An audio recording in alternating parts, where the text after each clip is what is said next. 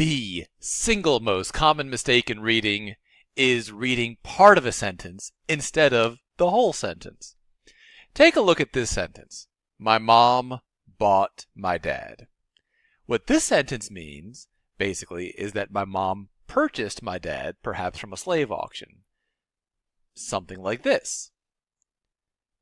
Now, let's say that the full sentence really said, my mom bought my dad a present. Well, now we have something pretty different. This is somebody buying somebody a gift. Isn't this sweet? This is pretty different from this.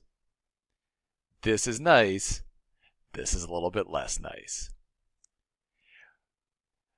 Let's take a look at something that's even more common. So suppose you have a sentence like this. Many people think that dogs are cute, but those people are total idiots. Now let's say instead of reading the whole sentence, you just took one piece of that sentence and you said, dogs are cute. Well, it does say dogs are cute. It says it right here. It says dogs are cute. But if you take just that piece, you're actually getting the exact opposite of the meaning. You're getting the literal exact opposite of what the author is trying to say. The partial sentence totally misses the point.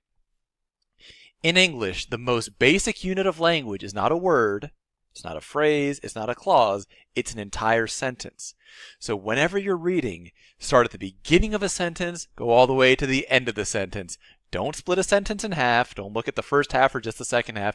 It has a high chance of giving you the exact wrong meaning.